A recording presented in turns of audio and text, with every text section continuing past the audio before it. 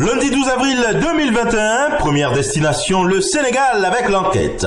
Respect du calendrier électoral, Khalifa sonne la charge. Dit le journal, avec le soleil, il est plutôt question de 35 milliards de francs CFA nécessaires pour réhabiliter les hôtels de ville. Et Khalifa Sall de revenir en manchette du journal Le Quotidien. Il met en garde. Le fichier de 2019 est corrompu. Le leader de Taha au Sénégal veut des locales en 2021.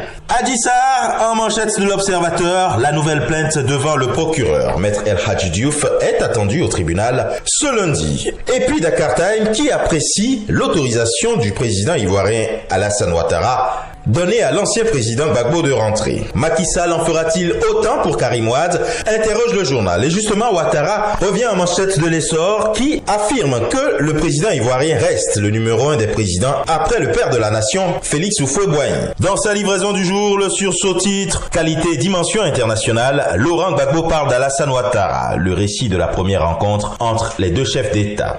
Commémoration des 75 ans du PDCI-RDA, Bédier sans pitié pour le régime, à lire avec le bélier intrépide. La Côte d'Ivoire est défigurée, dit-il. Célébration des 75 ans du PDCI, renchérit le jour plus. Bédier oublie ses échecs politiques et rejette tout sur Gueye, Gbagbo, Soro et Ouattara. Direction à présent le Gabon avec l'Union. Santé, Cuba en renfort.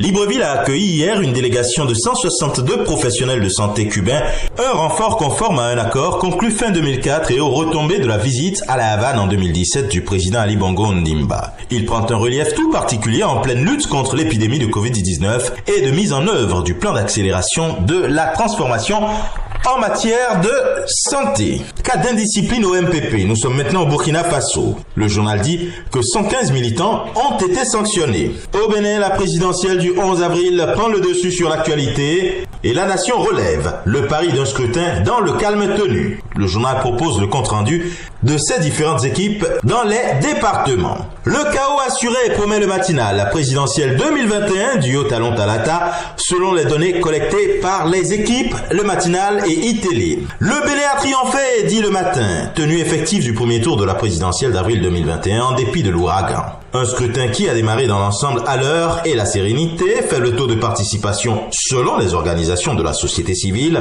et puis plusieurs impressions de ministres, candidats et autres personnalités après leur vote.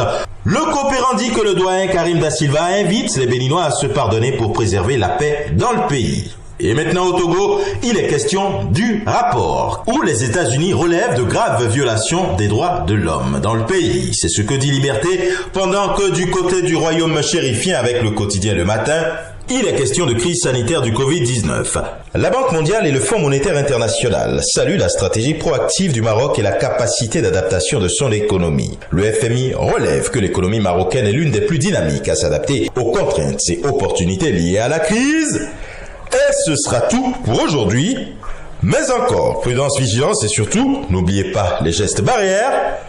Excellent début de semaine et à demain.